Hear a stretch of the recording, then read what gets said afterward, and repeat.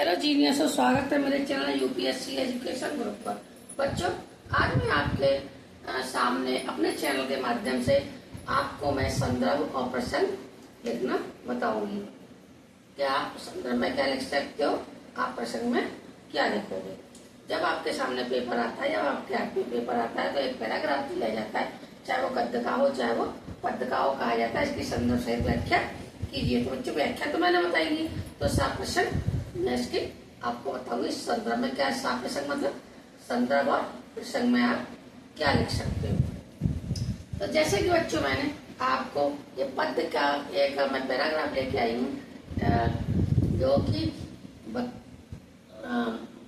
Paragraph लेके आई हूँ। उसमें मैं उसी के आधार पर आपको यह बताऊंगी कि इसमें कैसे आप इसको लिख सकते हैं। तो जैसा कि चरण कमल बंधु हृदय, ये मैंने एक एग्जाम्पल के तौर पे सूरदास द्वारा रचित सूरसागर से ले लिया है। इसमें मैं आपको ऐसे ही लिखने का तरीका बताऊंगी। जो भी आपको पैराग्राफ दिया जाए या कोई भी आपको पद दिया जाए तो उसके आगे के या शुरू के 2-3 अक्षर लिख लेने चाहिए। फिर आप ये डैश लगा के और लास्ट में जो 2-3 अक्षर हैं आप उनको लिख दीजिए। तो जो एग्जामिनर है उसको ये मालूम पड़ जाएगा कि इस बच्चे ने यहाँ से लेकर यहाँ तक का अर्थ किया है, या इस प्रसंग संदर्भ यहाँ से यहाँ तक का लिखा है।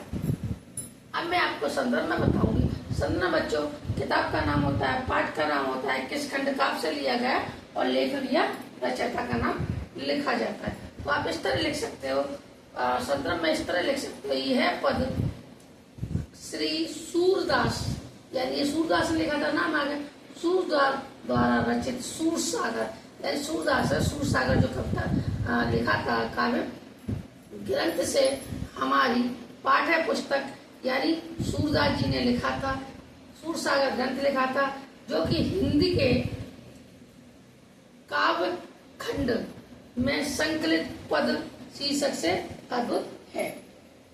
तो ये तो आपको मैंने संदर्भ लिखने का तरीका बता दिया है।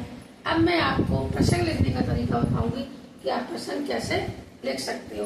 प्रसंग में बच्चों, जो भी पूछा जाए, जो भी कहा गया है, वही आपका प्रसंग होता है। जो बात कही गई हो, चाहे पद्य में कही हो या गद्य में कही गई हो, तो जो आप उस बात में कहा गया हो, उस पैराग्राफ में कहा गया, वो इसका प्रसंग होता है। प्रसंग के आधार पर इस पद में, यानी चरण कमल बंधु हरिराय में, इस पद में भक्ति कवि सूरदास जी ने श्री कृष्ण की महिमा का वर्णन करते हुए उनके चरणों की वंदना की है।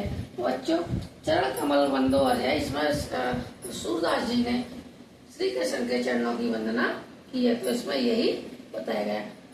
अगर मेरे द्वारा दी गई जानकारी अगर आपको अच्छी लगे तो आप मेरे चैनल को लाइक करिए, कमेंट करिए, सब्सक्राइब करिए और ऐसे एजुकेशनल वीडियो देखने के लिए मेरे चैनल को सपोर्ट करिए। थैंक यू, धन्यवाद। प्रशंसा ही समझाइए।